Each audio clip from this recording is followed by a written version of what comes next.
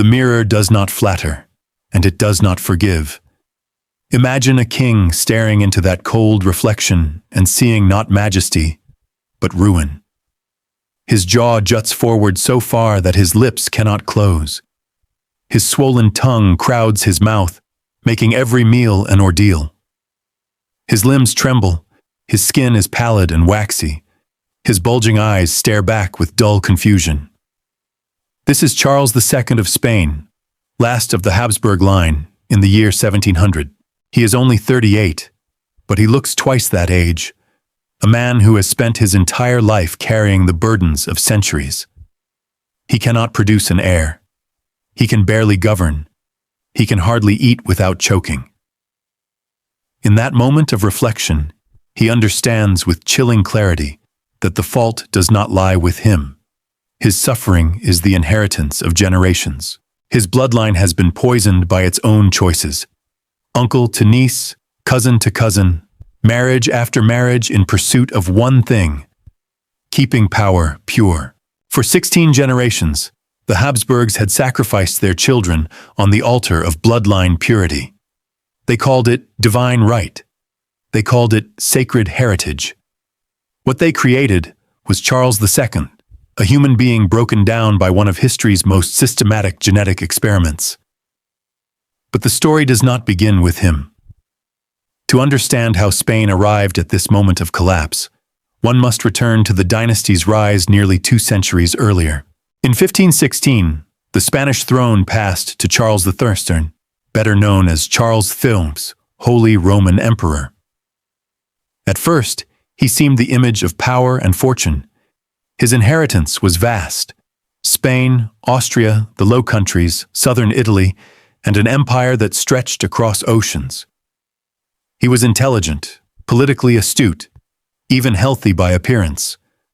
But close observers noticed peculiarities. An Italian diplomat remarked on his long, cadaverous face, his mouth hanging open when he was not mindful to keep it shut. This was the earliest sign of what would come to be known as the Habsburg jaw.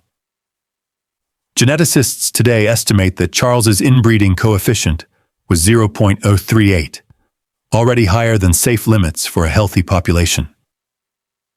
His parents were related, though not as closely as later pairings would be. The true danger came not from his features, but from his choices. Despite ruling an empire that gave him access to virtually every royal house in Europe, Charles married within the family. His bride, Isabel of Portugal, was his cousin. Her mother was his father's sister. Papal dispensation was required just to permit the union. The marriage produced the future Philip II, who inherited not only a world-spanning empire, but also a tighter knot of inbred genetics. Charles himself abdicated in 1556, weary from governing and perhaps troubled by the knowledge that his line had already been weakened. He spent his final years in a monastery, praying and reflecting, as though seeking divine forgiveness for what he had passed down. Philip II, born in 1527, embodied both the grandeur and the tragedy of the Habsburg dynasty. Outwardly, he was king at Spain's zenith of power. But inwardly, his inheritance was already gnawing away at him. He had the elongated face, the hooded eyes, the jutting jaw that would only worsen with each generation. More troubling, historians now believe he carried heavy psychological burdens, severe depression, perhaps traits of what today might be recognized as spectrum disorders. He was meticulous, obsessively so. He could spend an entire day drafting a single letter, revising it repeatedly to achieve what he considered perfection. Yet while he obsessed over minutiae, the larger picture of empire slipped away from him. Wars dragged on, the treasury bled dry, opportunities for reform were ignored. Philip's rigid mind found comfort in religious orthodoxy. He pushed the Spanish Inquisition to brutal new extremes, convinced that purifying the faith could compensate for his inability to adapt politically. Spain, under his rule, entered costly conflicts. The disastrous armada sent against England, the grinding wars in the Netherlands. Each step deepened decline. His personal life reflected the same tragic cycle. His first wife, Maria of Portugal, was his cousin. Their mothers were sisters. After her death, he married Mary Tudor of England, but that match produced no children. A brief respite came with Elizabeth of Valois of France, unrelated to the Habsburgs, and their children appeared healthier than average. But Philip could not resist the family tradition. His final marriage was to his own niece, Anna of Austria, his brother's daughter, 22 years his junior. That union produced Philip III, another child born into a tighter coil of hereditary damage. Philip III grew to be a weak and dependent man, described by contemporaries as lacking the capacity to rule. His inbreeding coefficient was one of the highest seen in the dynasty to that point, and his features shocked even courtiers who had grown used to the Habsburg look. His jaw protruded so far that he could not close his mouth, drooled constantly, and spoke with difficulty. His mental faculties were stunted. He prayed obsessively, believed in omens, and left governing entirely to his favorites. While Spain's enemies grew stronger, Philip concerned himself with processions and rituals. Spain declared bankruptcy multiple times under his reign, its empire slipping through his fingers while he folded his hands in prayer. Philip III married Margaret of Austria, yet another cousin. Their children carried the dynasty one step further into decline. Their son, Philip IV, would inherit both the throne and the heavy genetic burden. Philip IV, who reigned for 44 years, embodied melancholy. His portraits by Diego Velázquez still look out at us with the classic Habsburg features stretched to grotesque proportions. The long face, the massive jaw, the hooded vacant eyes. But beyond the canvas lay a mind trapped in shadows. He suffered from crushing depression, bouts of paranoia, and episodes that modern psychiatrists might identify as psychosis. He could spend weeks shut away in his chambers, speaking to paintings or consumed by fears of conspiracies. Dynastic pressure bore heavily on him. His first wife, Isabella of Bourbon, again a cousin, bore him children, but most died young. Only one daughter survived, and she could not inherit the throne. So he followed tradition again, marrying his niece Mariana of Austria, his brother's daughter. Their union was one of the closest blood ties in Habsburg history. The cost was catastrophic.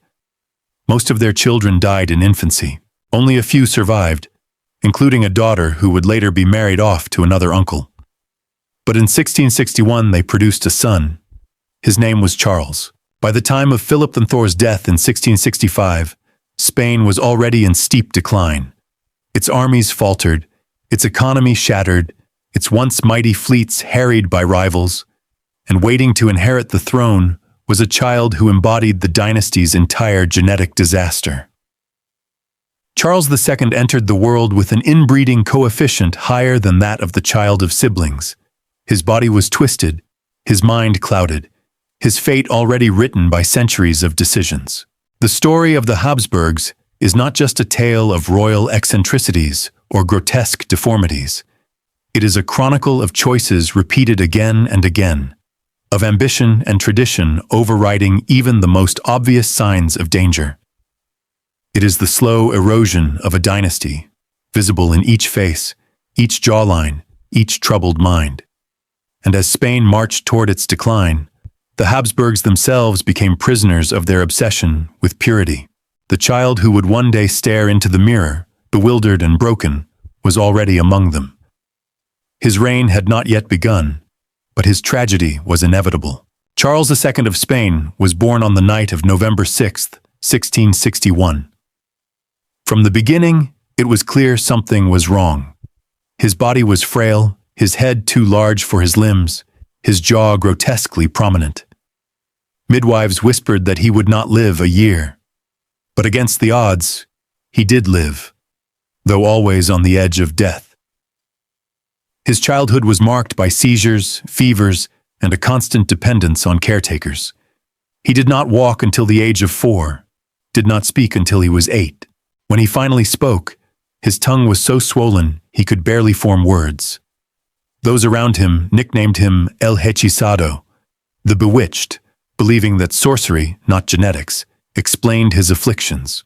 When his father, Philip IV, died in 1665, Charles became king at only 4 years old. Spain was already collapsing under the weight of war debts, military defeats, and famines. The regency of his mother, Mariana of Austria, was plagued by factionalism and foreign interference. Yet even as Spain struggled to keep its empire intact, the boy king remained sheltered, fragile, and incapable of preparing for rule. By adolescence, Charles's disabilities were undeniable. His jaw jutted so far forward that his upper and lower teeth could not meet, making chewing nearly impossible. He subsisted on liquid diets, often choking when he attempted to swallow. His body was weak and stunted, his legs thin and bent, his head enormous, his movements unsteady. He suffered epileptic fits and chronic intestinal issues. His education was superficial. Though he could sign his name and repeat prayers, he lacked comprehension of complex matters. Courtiers observed that he would sometimes burst into laughter without cause or spend hours staring blankly, as if lost in another world. And yet, this broken man was expected to secure the future of Spain. The dynasty needed an heir, but the very union that had produced him made that task nearly impossible. His first marriage to Marie-Louise of Orléans in 1679 brought a glimmer of hope. She was a French princess, healthy and beautiful, but the union was doomed. Marie-Louise soon realized her husband could not perform his marital duties. Gossip spread through the court that Charles's impotence was the result of witchcraft. Physicians were summoned to perform exorcisms. Nothing worked. After 10 years of humiliation and despair, Marie-Louise died suddenly at age 26, likely of appendicitis, though whispers of poison abounded. Charles remarried in 1690, this time to Maria Anna of Neuburg, a German princess chosen for her family's record of fertility. Her sisters had produced dozens of children. But Charles remained childless. His wife, frustrated and embittered, joined the chorus that blamed supernatural curses. In truth, the explanation lay not in magic, but in mathematics. Charles's inbreeding coefficient was 0.25, equivalent to the child of siblings. Centuries of consanguineous unions had culminated in a man who could not carry forward the line. As his health declined in the 1690s, Spain itself crumbled. The empire had shrunk, its fleets destroyed, its finances drained by endless wars with France and the Dutch Republic. Famine struck, and peasants starved in villages once fat with silver from the Americas. Charles was incapable of addressing the crisis. He shuffled through palaces in slippers, his body swollen with dropsy, his mind clouded by pain. Physicians administered bizarre treatments. They bled him repeatedly, forced him to ingest potions of powdered human skull and bezoar stones, even subjected him to exorcisms where monks shouted prayers over his trembling body. None of it saved him. In his final years, Charles became almost a ghost. He weighed less than 100 pounds. His skin yellowed, his teeth rotted. He was tormented by visions and nightmares. Convinced demons pursued him. When he died on November 1st to 1700 at only 38 years old, an autopsy revealed the full horror. His body contained a single testicle, black as coal, and his head full of water. His intestines were rotted, his heart deformed. The Habsburg dynasty in Spain ended with him, but the consequences of his death extended far beyond his wasted body. With no heir, rival powers across Europe laid claim to Spain's vast empire. The result was the War of the Spanish Succession, a conflict that engulfed the continent for over a decade, reshaping the balance of power. Charles's broken frame became the hinge on which European history turned. A dynasty had collapsed under the weight of its own choices, and with it, the world changed course. The tragedy of the Spanish Habsburgs is often told as a cautionary tale of arrogance, of rulers who ignored the natural order in pursuit of dynastic obsession. But their story also forces us to consider something deeper: how inheritance shapes not just bodies, but empires. The Habsburgs sought to control bloodlines, to preserve purity, to keep power contained within their own veins. In doing so, they doomed themselves. Yet this pattern, this intertwining of inheritance, destiny, and power, was not unique to early modern Europe. To see its broader resonance, one must look far beyond Spain, to another empire that rose and fell under the shadow of divine lineage, ancient Egypt. For 3,000 years, Egypt was ruled by pharaohs who claimed not merely to govern, but to embody gods. Theirs was a theocracy of blood. To be pharaoh was to be the living Horus, the son of Ra, a god among men. Maintaining that divine essence required a control over lineage as strict as anything the Habsburgs attempted. Pharaohs married sisters, daughters, nieces, perpetuating their godhood through incestuous unions. The belief was clear: divinity must not be diluted. The throne must not be sullied by outside blood. Consider the Ptolemies, the Greek dynasty that ruled Egypt after the conquest of Alexander the Great. They embraced Egyptian traditions of royal sibling marriage with almost fanatical devotion. Brother wed sister, generation after generation, until the most famous of them all, Cleopatra VII, took the throne. Cleopatra's ancestry was so entangled that historians cannot map it cleanly. She was the product of centuries of incest designed to preserve both Greek and Egyptian legitimacy. But Egypt's fixation with divine inheritance stretches further back. Akhenaten, the heretic pharaoh of the 14th century BCE, married his sister Nefertiti. Their children, including the boy who became Tutankhamun, were products of this royal inbreeding. Modern genetic testing of Tutankhamun's mummy revealed congenital defects: a clubfoot, a cleft palate, fragile bones. His early death at 19 cut short a reign already burdened by physical limitations. Just as with Charles II, a great empire's destiny was bound to the fragile body of a child, shaped by centuries of controlled breeding. Both Spain and Egypt reveal the same paradox. In seeking to preserve purity, their rulers created fragility. By trying to freeze time, to protect divine or royal essence, they invited decay. The human body, subject to the laws of biology, became the stage upon which empires rose and fell.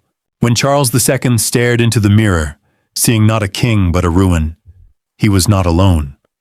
Across centuries, pharaohs and emperors had done the same, each one trapped in the reflection of choices made long before their birth.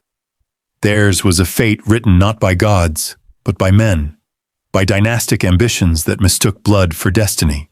And so, history whispers a warning. Inheritance is power, but it is also peril.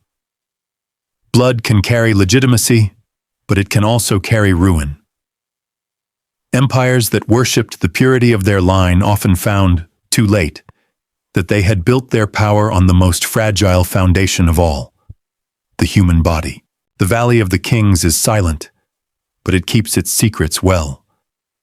Beneath layers of sand and stone lie chambers filled with the remnants of gods who were also men, pharaohs whose blood carried both the promise of divinity and the seeds of their undoing. Of all those buried here, none embodies that paradox more vividly than Tutankhamun, the boy king whose fragile body was both throne and tomb for Egypt's legacy.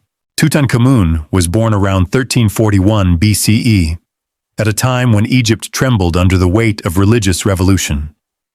His father, Akhenaten, had broken with centuries of tradition, abolishing the worship of Egypt's gods in favor of a single deity, the Aten. To enforce this radical change, Akhenaten married within his own bloodline, preserving both power and divinity through incestuous unions. Genetic studies of Tutankhamun's mummy reveal that his mother was not Nefertiti, as once thought, but Akhenaten's own sister. Inheritance was no accident. It was ritual, a way to ensure that the divine essence of the pharaoh would never be tainted by outsiders. The price was visible in the boy himself. When archaeologists uncovered Tutankhamun's tomb in 1922, they marveled at the treasures: the golden mask, the jeweled daggers, the chariots gleaming with inlay. But behind the glittering facade lay a body ravaged by genetic frailty. CT scans conducted in the early 2000s revealed a cleft palate, scoliosis, and a clubfoot so severe that the boy king could only walk with canes. In fact, over 100 walking sticks were found in his tomb, each one worn down from use. His bones were brittle, his immune system weak. Malaria parasites were detected in his remains, suggesting repeated bouts of fever that would have left him drained and vulnerable. He ascended the throne around the age of 9, scarcely old enough to wield a sword, let alone rule an empire. Behind him stood regents and advisors, older men who used the boy's divine status as a mask for their own ambitions. In official portraits and temple carvings, Tutankhamun was shown striding tall, smiting enemies, receiving offerings from the gods. The reality was far different. He hobbled through his palaces, sickly and fragile, dependent on servants to support his failing body. The weight of Egypt's destiny pressed down upon a child who could not even stand unaided. His reign was short, lasting barely a decade, but it was pivotal. Advisors reversed Akhenaten's heresy, restoring the old gods and returning the capital to Thebes. Tutankhamun's name itself was changed from Tutankhaten, living image of Aten, to Tutankhamun, living image of Amun, symbolizing a return to tradition. Yet even in this restoration, the fragility of the dynasty was plain. The boy king married his half-sister Ankhesenamun, herself the daughter of Nefertiti, perpetuating the same cycles of incest that had produced his deformities. Their union produced no surviving heirs. Tutankhamun died around the age of 19. His body shows no signs of battle wounds, though some theories once suggested he was struck down in a chariot accident. Modern science paints a sadder picture. A young man crippled by genetic disease, weakened by malaria, perhaps succumbing to infection after a simple fracture. Like Charles II of Spain 3 millennia later, his body was a battlefield upon which empire and inheritance collided. His death without an heir plunged Egypt into crisis, leaving his widow vulnerable to political schemes and opening the door to foreign influence. The last scion of a god-king experiment, Tutankhamun became less a ruler than a symbol, a warning sealed in gold. The story of Tutankhamun echoes the Habsburg tragedy with eerie precision. In both Spain and Egypt, rulers believed that blood carried legitimacy, that the essence of power was not in deeds but in lineage. In both cases, that belief produced rulers who were fragile, broken, unable to bear the responsibilities placed upon them. The very purity that was meant to safeguard empire instead hastened its decline. But Egypt's obsession with divine inheritance stretched far beyond Tutankhamun. For centuries, sibling marriage was not scandal, but sacred duty. Pharaohs married daughters to maintain unbroken lines of godhood. Cleopatra VII, the last pharaoh of Egypt, was herself the product of generations of brother-sister unions in the Ptolemaic dynasty. Her family tree is a web of repetition, cousins marrying cousins, brothers marrying sisters, until ancestry collapses into a closed loop. Cleopatra's intelligence, charisma, and political brilliance may have masked any physical weakness, but the dynasty she represented was already brittle. Rome did not conquer a vigorous Egypt. It inherited a kingdom weakened by centuries of dynastic entanglement. These echoes across time invite reflection. Why do rulers, again and again, choose purity over vitality? Why would men and women who commanded armies, fleets, and nations gamble their children's health on the roll of genetic dice?